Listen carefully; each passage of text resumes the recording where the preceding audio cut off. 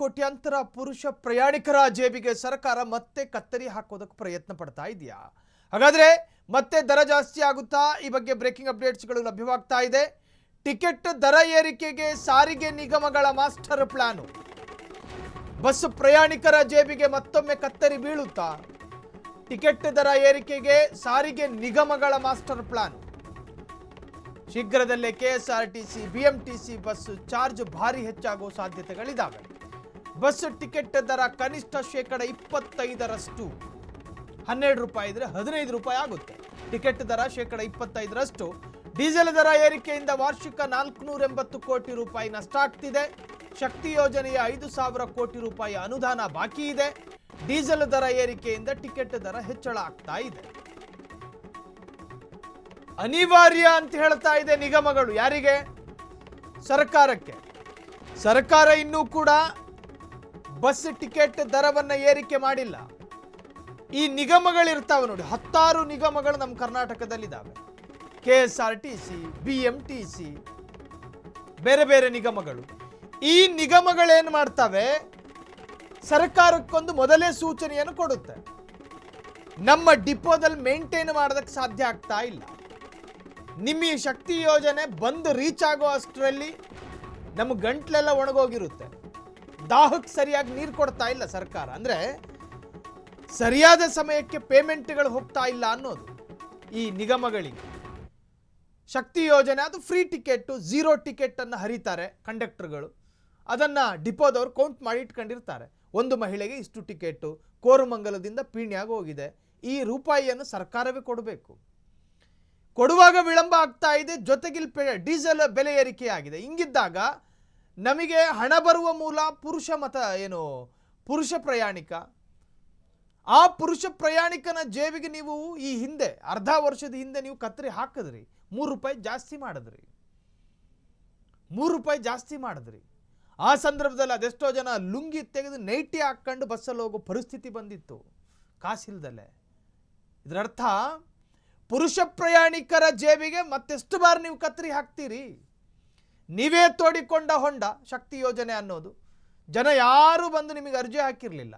ನಾವು ಆಧಾರ್ ಕಾರ್ಡ್ ತೋರಿಸ್ಬಿಟ್ಟು ಕುಕ್ಕೆ ಸುಬ್ರಹ್ಮಣ್ಯ ಹೋಗಬೇಕು, ಧರ್ಮಸ್ಥಳ ಹೋಗಬೇಕು ಅಂತ ಯಾರಾದರೂ ಕೇಳ್ಕೊಂಡಿದ್ರ? ಇಲ್ಲ. ಸರ್ಕಾರವೇ ತೋಡಿಕೊಂಡ ಹೊಂಡ ಅಥವಾ ಕಂದಕ, ಅದನ್ನು ಮುಚ್ಚೋ ಪ್ರಯತ್ನದಲ್ಲಿ ಈಗ ಸರ್ಕಾರ.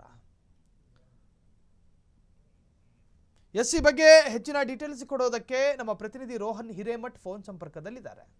ರೋಹನ್, ಎಲ್ಲೋ ಒಂದು ಕಡೆ ಸರ್ಕಾರಕ್ಕೆ ಗ್ಯಾರಂಟಿ ಸ್ಕೀಮ್ಗಳು ಅಧ್ವಾನದ ಮೇಲೊಂದು ಅಧ್ವಾನ ಕೊಡ್ತಾ ಇದೆಯಾ? ಅದರ ಭಾಗವಾಗಿ ಮತ್ತೊಮ್ಮೆ ಪುರುಷರ ಟಿಕೆಟ್ ದರ ಹೆಚ್ಚಾಗಬಹುದಾ ರೋಹನ್? ಎಸ್ ಸಾಹಿಬ್, ಏನಂತಂದ್ರೆ ಈಗ ಬಸ್ ಪ್ರಯಾಣಿಕರ ಜೇಬಿಗೆ ಮತ್ತೊಂದು ಕತ್ತರಿ ಬೀಳೋಕೆ ಈಗಾಗಲೇ ಸಜ್ಜಾಗಿದೆ ಅಂತ ಹೇಳ್ಬೋದು. ಈಗಾಗಲೇ ಅನಗತ್ಯವಾಗಿ ಬೆಲೆ ಏರಿಕೆಯಿಂದ ರಾಜ್ಯದ ಜನ ಈಗಾಗಲೇ ತತ್ತರಿಸಿ ಹೋಗಿದ್ದಾರೆ. ಇದರ ನಡುವೆಯೂ ಕೂಡ ಈಗ ಮತ್ತೆ ಸಂಕಷ್ಟಕ್ಕೆ ದೂಡೋಕೆ ಸಾಮಾನ್ಯ ಜನರಿಗೆ ಈಗಾಗಲೇ ಶಾಕ್ ಕೊಟ್ಟಿದೆ ಅಂತಾನೆ ಹೇಳ್ಬೋದು. ರಾಜ್ಯದ ಸಾರಿಗೆ ಇನ್ನು ನಿಗಮಗಳ ಒಂದು ಟಿಕೆಟ್ ಇದೆಯಲ್ಲ, ಇದಕ್ಕೆ ಸಂಬಂಧಪಟ್ಟ ಹಾಗೆ ಸರ್ಕಾರದ ಮುಂದೆ ಈಗ ಪ್ರಸ್ತಾವನೆ ಸಲ್ಲಿಸಿರ್ತಕ್ಕಂಥದ್ದು. ಇದು ಪ್ರಯಾಣಿಕರಿಗೆ ಹೊರೆ ಮತ್ತಷ್ಟು ಕೂಡ ಹೆಚ್ಚಾಗುವ ಸಾಧ್ಯತೆ ಭೀತಿ ಎದುರಾಗಿದೆ ಅಂತ ಹೇಳ್ಬೋದು. ಇನ್ನು ಕೆಎಸ್ಆರ್ಟಿಸಿ ಬಿಎಂಟಿಸಿ ಸೇರಿದಂತೆ ರಾಜ್ಯದ ಪ್ರಮುಖ ಒಂದು ಸಾರಿಗೆ ಆರ್ಥಿಕ ಈಗ ನಷ್ಟದ ಕಾರಣ ಈಗಾಗ ಬಸ್ ಟಿಕೆಟ್ ದರವನ್ನು ಶೇಕಡ 25% ಕೂಡ ಹೆಚ್ಚಿಸುವಂತ ಮನವಿ ಮಾಡೋಕೆ, ಪಿಟಿಷನ್ ಕೊಡೋಕೆ ಈಗಾಗಲೇ ಎಲ್ಲ ರೀತಿಯಾಗಿ ತಯಾರನ್ನ ಮಾಡ್ಕೊಂಡಿದ್ದಾರೆ. ಈ ಒಂದು ಪ್ರಪೋಸಲ್ ಏನಾದ್ರು ನೀಡಿದ್ರೆ ಸಾಮಾನ್ಯ ಪ್ರಯಾಣಿಕರಿಗೆ ನಿಜಕ್ಕೂ ಕೂಡ ದಿನನಿತ್ಯದ ಒಂದು ಅವಲಂಬಿತರಾಗಿರ್ತಕ್ಕಂಥ ಜನರಿದ್ರಲ್ಲ, ಅವರಿಗೆ ದಿನನಿತ್ಯದ ಮತ್ತಷ್ಟು ಸಂಕಷ್ಟನ ಅಂತ ಹೇಳ್ಬೋದು. ಜನರ ಜೇಬಿಗೆ ಮತ್ತಷ್ಟು ಲೆಕ್ಕಾಚಾರ ಹಾಕುವ ಪರಿಸ್ಥಿತಿ ಮತ್ತೆ ಮುಂದಿನ ದಿನಗಳಲ್ಲಿ ಬರೋದು ಗ್ಯಾರಂಟಿ ಅಂತ ಹೇಳ್ಬೋದು. ಡೀಸೆಲ್ ದರ ಏರಿಕೆ, ಬಸ್ ನಿರ್ವಹಣೆ ವೆಚ್ಚ, ಮೇಂಟೆನೆನ್ಸ್ ಸಿಬ್ಬಂದಿಯ ಸ್ಯಾಲರಿ, ಇವೆಲ್ಲವನ್ನು ಕೂಡ ನೋಡಿದಂತ ಸಂದರ್ಭದಲ್ಲಿ ನಿಗಮಗಳ ಮೇಲೆ ಕೂಡ ವಾರ್ಷಿಕವಾಗಿ ಕೂಡ ಬೀಳುವಂತಹ ಕೆಲವೊಂದಿಷ್ಟು ಲೆಕ್ಕ ಇತ್ತಲ್ಲ, ಅದು ಎಲ್ಲಾ ಸಂಸ್ಥೆಗಳು ಸರ್ಕಾರ ಈಗಾಗಲೇ ಮುಂದಿಟ್ಕೊಂಡಿರುವಂತದ್ದು. ಮುಂದೆ ಮಹಿಳೆಯರಿಗೆ ಉಚಿತ ಪ್ರಯಾಣ ಕಲ್ಪಿಸುವ ಶಕ್ತಿ ಯೋಜನೆ ಸರ್ಕಾರಕ್ಕೆ ಬರಬೇಕಾದ ಅನುದಾನ ಇತ್ತಲ್ಲ, ಅದು ಕೆಲಷ್ಟು ಬಾಕಿ ಉಳಿದಿರತಕ್ಕಂಥ ಕಾರಣದಿಂದಾಗಿ ಸಾರಿಗೆ ನಿಗಮಗಳಿಗೂ ಒಂದು ಫೈನಾನ್ಷಿಯಲ್ ಕ್ರೈಸಿಸ್ಗೂ ಕೂಡ ಕಾರಣ ಆಗಿದೆ ಅಂತ, ಆರ್ಥಿಕ ಒಂದು ಸ್ಥಿತಿಗತಿಗೂ ಕೂಡ ಈಗಾಗಲೇ ಕಾರಣವಾಗಿದೆ. ಇನ್ನು ಸಾರಿಗೆ ನಿಗಮಗಳು ಕೂಡ ನಷ್ಟದ ಹೊರೆ ಒಂದು ನೆರವೇರಿಸೋಕ್ಕೋಸ್ಕರ ಒಂದು ಸರಿದೂಗಿಸೋಕ್ಕೋಸ್ಕರ ಕೆಲವೊಂದಿಷ್ಟು ಹರಸಾಹಸ ಪಡ್ತಾ ಇದ್ದಾರೆ. ಇನ್ನು ಸಾಮಾನ್ಯ ಜನರು ಕೂಡ ದಿನನಿತ್ಯದ ಒಂದು ಪ್ರಯಾಣಿಕರ ಒಂದು ಸಾಮಾನ್ಯ ಒಂದು ಜನರಿದ್ರಲ್ಲ ಅವರು ಕೂಡ ಅವಲಂಬಿತರಾಗಿದ್ರಲ್ಲ ಸರ್ಕಾರಿ ಬಸ್ ಮೇಲೆ. ಈಗ ಅದು ದರ ಏರಿಕೆ ಅಂದ್ರೆ ಈಗ ಇದಕ್ಕೂ ಕೂಡ ಅವರ ಒಂದು ದಿನನಿತ್ಯದ ಖರ್ಚು ದುಡೋದು ಒಂದು ಸಂಕಷ್ಟದ ಕೆಲಸ ಅಂತ ಹೇಳ್ಬೋದು. ಒಂದೆಡೆ ಸಾರಿಗೆ ಸಂಸ್ಥೆಗಳು ಒಂದು ಫಿನಾನ್ಷಿಯಲ್ ಕ್ರೈಸಿಸ್ ಮತ್ತು ಇನ್ನೊಂದು ಕಡೆ ಜನಸಾಮಾನ್ಯರ ಜೇಬಿಗೆ ಕತ್ತರೆ. ಇವೆರಡನ್ನು ನೋಡಿದ್ರೆ ಟಿಕೆಟ್ ದರ ಈಗ ಪ್ರಸ್ತಾವ ಆಯ್ತಲ್ಲ ಪ್ರಪೋಸಲ್ ಇದೀಗ ಈಗ ಸರ್ಕಾರದ ಅಂಗಳಕ್ಕೂ ಕೂಡ ತಲುಪಿದೆ. ಸರ್ಕಾರ ಇದಕ್ಕೆ ಯಾವ ರೀತಿಯಾಗಿ ಡೈರೆಕ್ಷನ್ಸ್ ಯಾವ ರೀತಿಯ ನಿರ್ದೇಶನ ಕೊಡುತ್ತೆ ಅನ್ನೋದು ಕಾದು ನೋಡ್ಬೇಕಿದೆ ಸಾಹಿಲ್. ಓಕೆ ರೋಹನ್, ಈಗ ಸರ್ಕಾರಕ್ಕೆ ಅತಿ ದೊಡ್ಡ ಸವಾಲಾಗಬಹುದು ನೋಡಿ. ಸರ್ಕಾರದ ಅಧಿಕೃತ ಆದೇಶ ಇನ್ನೂ ಪ್ರಕಟ ಆಗಿಲ್ಲ. ಅದರ ಮುಂಚಿತವಾಗಿ ನಿಗಮಗಳು ಸರ್ಕಾರಕ್ಕೆ ಮನವಿ ಮಾಡ್ಕೋತಾ ಇದೆ, ನಮಗೆ ಮೇಂಟೆನೆನ್ಸ್ ಕಷ್ಟ ಆಗ್ತಾ ಇದೆ, ನೀವು ದರ ಹೆಚ್ಚು ಮಾಡಲೇಬೇಕು, ಇದು ನಮ್ಮ ಅನಿವಾರ್ಯ ಅಂತೇಳಿ ಹೇಳಿಕೊಳ್ತಾ ಇದೆ. ಸೊ ನಿಗಮಗಳ ಕಷ್ಟವೂ ಕೂಡ ನಿಜವಾಗ್ಲೂ ವಾಸ್ತವನಾ ರೋಹನ್?